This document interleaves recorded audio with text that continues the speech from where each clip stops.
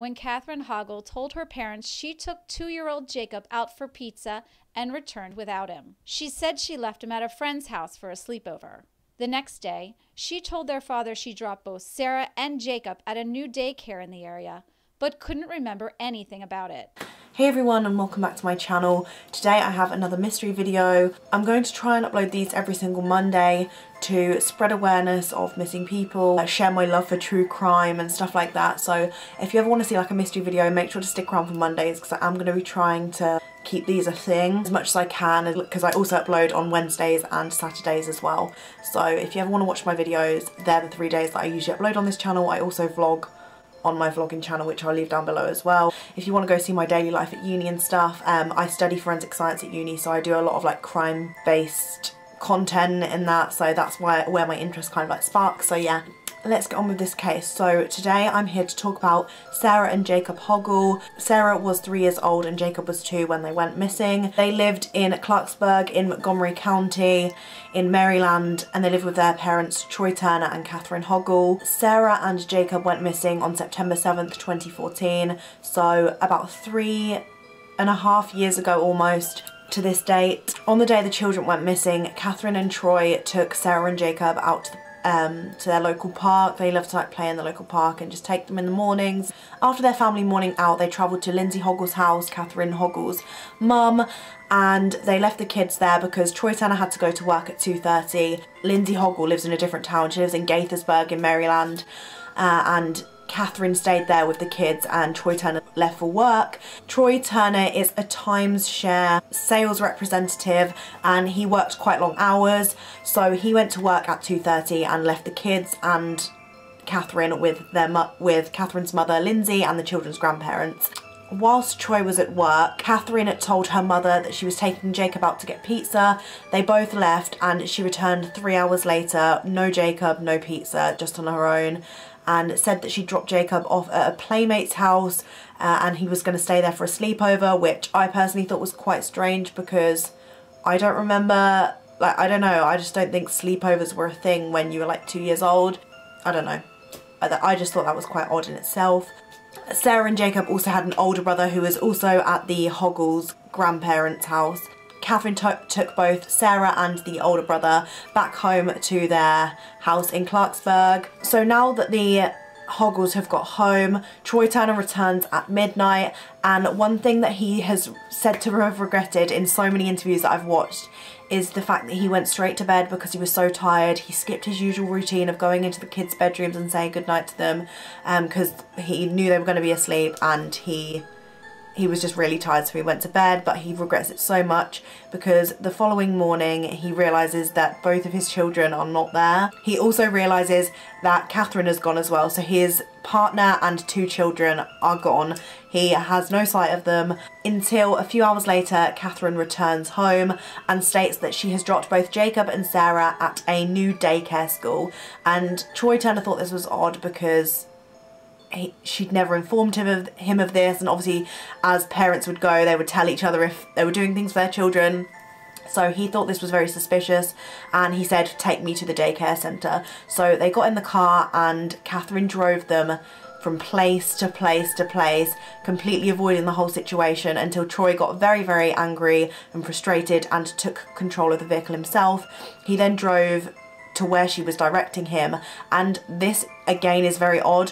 She asked if they could pull over to a Chick-fil-A diner, so a diner off the road, I guess, and they went over to the diner. She popped in, Troy stayed in the car, and once Catherine had left and gone inside the diner, she slipped through a different exit and completely left the vicinity, so Troy didn't even know she'd left, and she was gone for several days.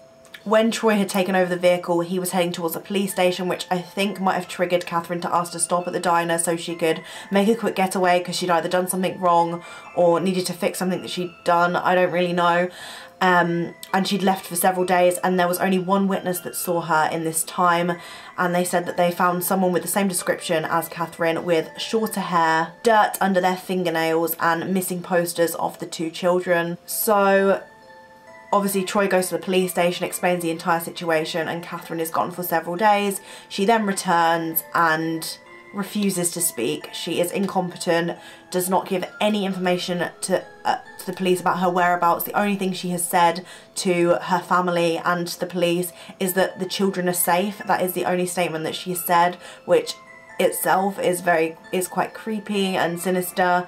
I don't really know which way you could take that about the children being safe. I'm not really sure, but everyone is still confused to this day. It is 3 and a bit years later, so I have no idea. Like, I just don't really know what to believe. But a little bit of background on Catherine that could explain the way why she did this is that she had been diagnosed with schizoaffective disorder, which is a sort of neighbouring disorder to schizophrenia from what I've looked up and read.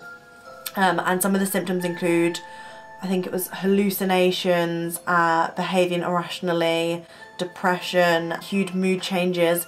So this could be the reason that she did something to the kids, and she's either afraid to speak or she's not really sure what she did with them. I'm not really sure, and no one really is, which is so sad. She refuses to speak to the police. She is currently in a psychiatric hospital, and she has been charged with murder and committed by the court to this psychiatric hospital. Troy Turner is obviously devastated. He has no idea where his kids are from that day. His partner won't speak to him, won't tell him anything about where she's put the children or hidden them or what she's done to them.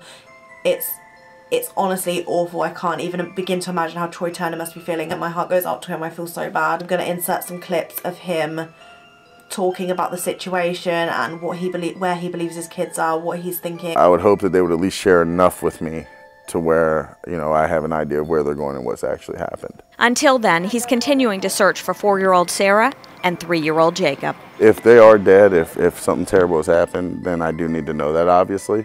I believe that we're going to find them. Between raising his older son, going to work, and organizing searches, Turner said he doesn't sleep much, and when he does, his dreams are often haunting. The last dream that I really remember that I had, and yeah, I've had some. I remember initially I used to have dreams that I would wake up, that there was whoever they were with. I couldn't see the people, but I could see my kids being upset. And they were telling my kids that they were with them because their daddy didn't love them and didn't want them anymore. And then whenever the body thing came up, probably the worst dream I've ever had in my life was I dreamed that the DNA came back, it was Sarah, and I was standing at the Boston Harbor and they were dragging it looking for my son. And then, well, I mean, probably the worst part isn't even the dreams or any of that. Even, you know, especially when they seem real, it really, like, probably one of the worst ways I've had dreams is where I dream that they came home and it seems real and I wake up and they're not there.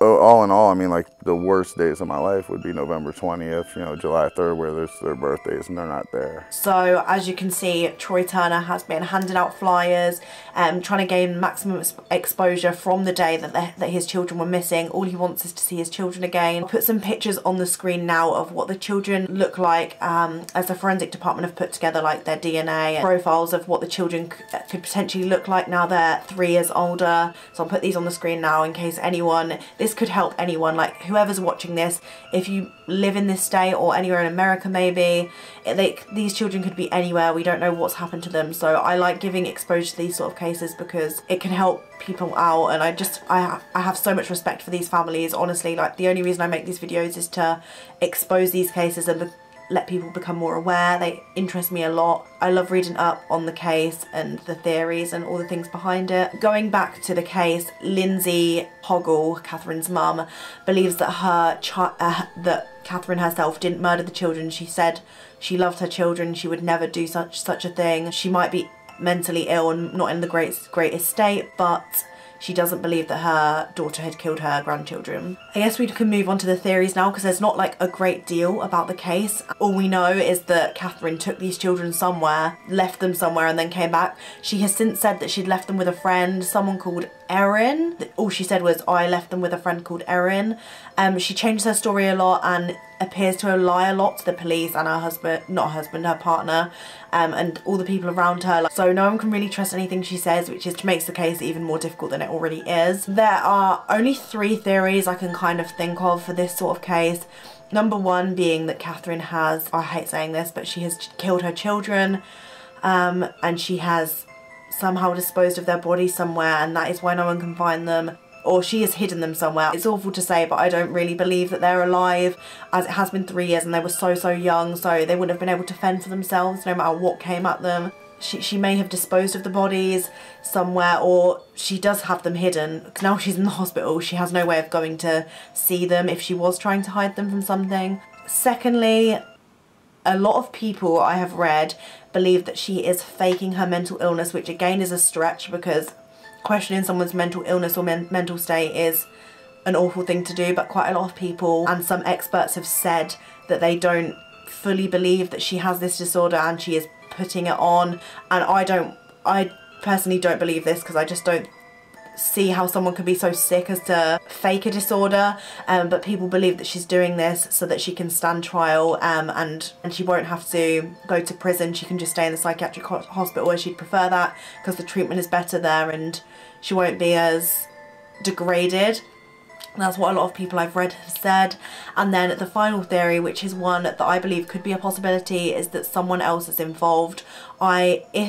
Due to Catherine's mental state, I feel like she wouldn't be in the sort of position to do this or carry this all out on her own and manage to hide bodies or keep them somewhere safe. I have no idea. I just feel like someone else must be involved. This to be completely hidden. There's no trace of the kids anywhere. People have been out searching for days and nights and no one has found even a single trace, like a tiny bit of DNA, any sort of leftover of what could have happened to these children, which is crazy. Like not even one tiny little thing that leads to them. And again, Catherine won't speak, so there is literally no way that we can find out unless she confesses soon. I'm not sure, but obviously this is an ongoing case. It's pretty recent, as it's only 3 years ago that this case begun.